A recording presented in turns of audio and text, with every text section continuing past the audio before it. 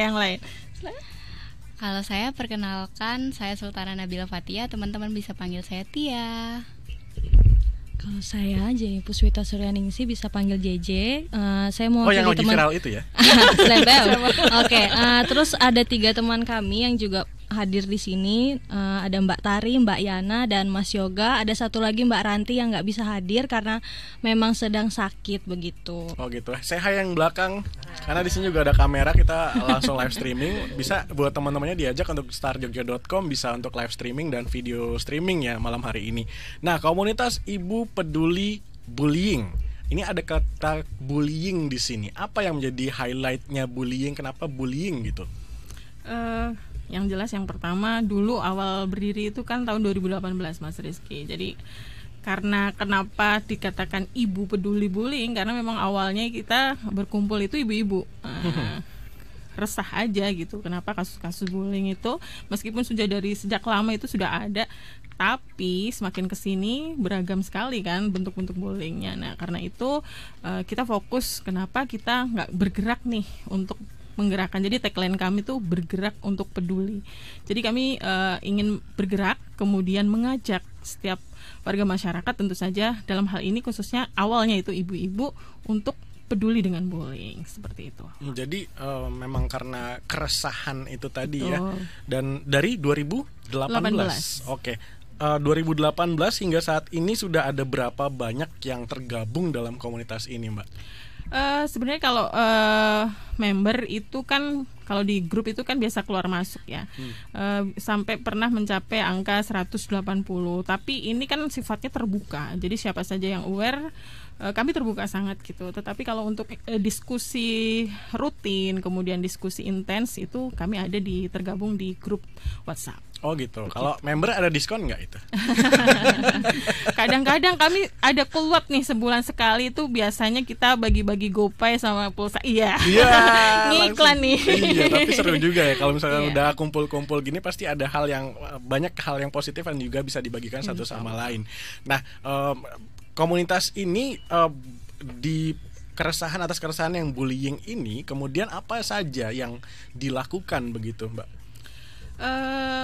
Jadi kami itu awalnya itu memang visi misinya itu untuk mengedukasi. Nah, paradigmanya masyarakat kan selama ini menganggap bullying itu kan kenakalan biasa gitu kan ya Mas Rizky. Nah kami sih sebenarnya pengen itu untuk bergerak untuk menyadarkan masyarakat bahwa bullying ini benar-benar sebuah tindakan yang harus diperhatikan. Jadi bukan hanya kenakalan biasa saja, tetapi ini sudah mengarah ke embrio kekerasan, kemudian perilaku-perilaku agresif yang lainnya, dan ini sangat meresahkan. Dan tentu teman-teman pada tahu kan bagaimana sekarang berita-berita hampir semuanya yang bikin miris itu sudah ranahnya sudah nggak, kalau dulu kan mungkin tingkat sekolah ya, SD, SMP, SMA, ini sekarang sudah merambah ke anak-anak kecil. Nah ini pasti ada something yang salah nih gitu. Nah kami berusaha untuk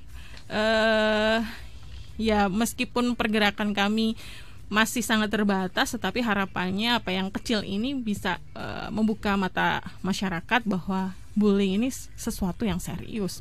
Karena dengan sosial media juga sekarang ya sangat saya sampai merinding kalau soal bullying, karena ngelihat kalau di sosial media itu banyak video-video viral yang kasus bullying, dan kemudian itu menjadi berpengaruh ke mental ya langsung ya si anak ya. Jelas. Jadi dan juga ya kenapa mengedukasi begitu, karena kita kan selama ini fokusnya kalau bullying itu korbannya saja gitu kan, tetapi sebenarnya yang terlibat di dalam tindakan perilaku bullying itu tidak hanya korban. Yang perlu diperhatikan gak hanya korban aja, tetapi ya korban, ya pelaku, ya saksi mata, ya orang yang lihat, orang tuanya, semuanya. Jadi seperti sebuah lingkaran yang memang kita nggak ngerti di mana kita ngekatnya. Jadi yang bisa kita usahakan adalah mencegah, kemudian kalau menghilangkan, memusnahkan atau melawan itu iya, tapi kalau sampai hilang betul-betul itu sepertinya menjadi tugas yang sangat berat. Gitu. Yang kemudian ini jadi perhatian semua, termasuk juga orang tua yang saat ini ya. Nah, untuk kegiatan apa yang biasa dilakukan ketika kumpul, kemudian mungkin ada kegiatan lain yang tidak hanya kumpul-kumpul terus sharing dan lain-lain gitu, bisa diinformasikan. Ya, alhamdulillah nih. Jadi selama pergerakan ini 2 tahun pandemi, jadi kita memang fokus di sosial media. Tetapi selama kita bergerak dari awal, kita kayak babat alas ibaratnya, Mas Rizky. Jadi kita kalau ada forum yang menghendaki kita sharing tentang bullying, dengan senang hati kami terima gitu loh. Artinya ketika ada kesempatan ya kita terima, kita datang, kita sharing. Terus kemudian kita juga berjejaring, kita berkenalan dengan banyak komunitas, kemudian kita ketemu kalau ada, terus kita ngobrol-ngobrol saja. Meskipun nih karena kendalanya adalah kita adalah ibu-ibu, jadi memang tenaganya kurang. Nah, untuk yang program yang sudah alhamdulillah sudah berjalan baik. Ada kulwab, kemudian dulu pernah seminar, kemudian ya seputar bullying. Dan ini kami di komunitas Ibu Peduli Bullying ini rencana ke depan program kerjanya akan bertambah berwarna, karena awalnya kan ibu-ibu. Nah sekarang ada nih teman-teman dari mahasiswa yang memang punya ide dan mau berperan gitu di kami. Mungkin nanti teman-teman juga menyampaikan program kerja apa nih yang mau dipoles nih di komunitas Ibu Peduli Bullying. Dan mudah-mudahan tidak hanya ibu-ibu saja, Mas Rizky, tapi seluruh lapisan masyarakat dari sekolah anak kecil ya, SD, SMA, dan mahasiswa terutama itu tersentuh. Jadi bukan hanya komunitas Ibu Peduli Bullying yang khusus untuk ibu-ibu, ya memang kita ibu-ibu tetapi juga merambah ke semua lapisan. Berarti kalau walaupun namanya komunitas Ibu Peduli Bullying, tapi bapak-bapaknya boleh ikut ya? Ya, nah itu ada bapak. Maaf. Calon bapak. Boleh dijelasin langsung dilempar ke teman-teman yang malam hari ini juga hadir dari apa tadi, universitas? Kami dari Universitas Mercu Buana, program profesi psikologi, Mas. Wah, ini langsung berhubungan sekali ya. Nah, boleh, saya ngulik banyak nih kayaknya, nih seru nih. Boleh, apa yang dilakukan di komunitas ini, kemudian teman-teman ini akhirnya tertarik untuk gabung dan juga untuk membersamai teman-teman yang sudah ada begitu. Oke, kalau untuk kenapa memilih bergabung dengan komunitas ini, karena kami dari psikologi mendengar kata bullying aja tuh kita udah ini kan Mas, tergerak bahwa banyak sekali juga kasus-kasus di luar sana yang bullying itu bahkan bukan orang dewasa aja, tapi anak kecil seusia 5 tahun, 6 tahun itu pun udah bisa melakukan bullying. Nah, dari situ juga kami tertarik untuk ke komunitas ini, karena selain sebenarnya awal mula kenapa kami jadi menemukan komunitas ini, ada salah satu mata kuliah kami namanya Sosiopreneur. Itu adalah bagaimana kami bermasyarakat untuk bisa bersama dengan komunitas, memajukan komunitas tersebut.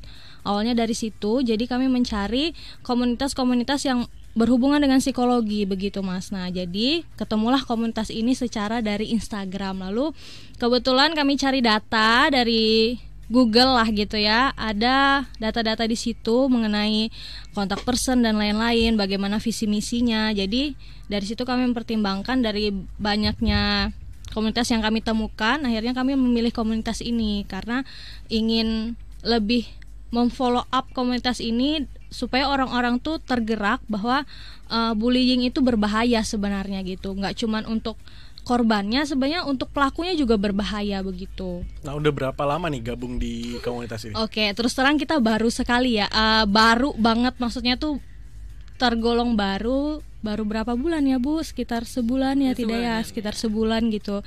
Tapi kami lumayan sudah bisa mengikuti beberapa kegiatan dari yang komunitas ini lakukan, terutama kuliah WhatsApp. Waktu itu kami mengikuti kegiatan itu gitu. Di kuliah WhatsApp itu apa aja yang dilakukan atau dibahas di kuliah WhatsApp itu? Ya, kemarin tentang apa ya Bu ya? Agak ada tema-tema sendiri. Ya, ada tema-temanya setiap jadi itu kan.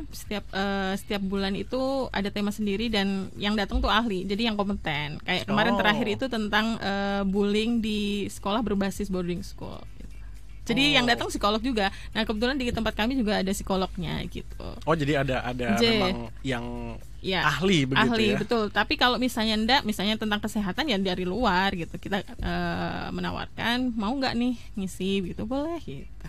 Oh, oke. Seru karena memang banyak hal yang bisa digali, dan juga karena bullying ini ya benar ya, tidak hanya tentang korban dan juga pelaku, tapi banyak hal yang bersinggungan begitu ya. Betul. Di antaranya juga kesehatan baik gangguan mental dan juga yang lain. Nah, kemudian ada nggak apa kegiatan yang memang langsung misalkan praktek lah ibaratnya gitu. Misalkan ada pelaku ataupun korban bullying yang kemudian didatangi dan juga semacam apa kegiatan yang mungkin mengedukasi atau yang lain begitu?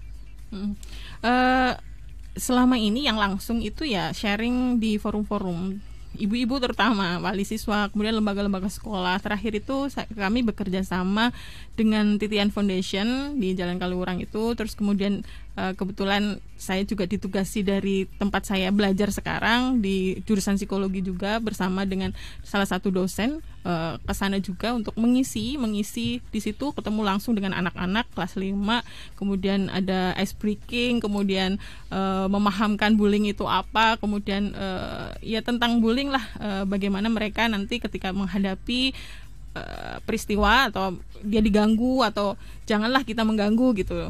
Jadi saat itu seperti itu. Jadi selama ini kegiatannya ya seputar itu, Mas Rizky. Kalau mendengar kata bullying itu saya terlintas langsung adalah kekerasan fisik yang langsung mungkin langsung berhubungan dengan fisik gitu. Nah, apakah ada hal lain yang berhubungan dengan bullying yang bisa disebut bullying gitu? Banyak. Jadi jenis bullying mungkin teman-teman kalau yang tahu nanti bisa menambahkan. Jadi banyak sih.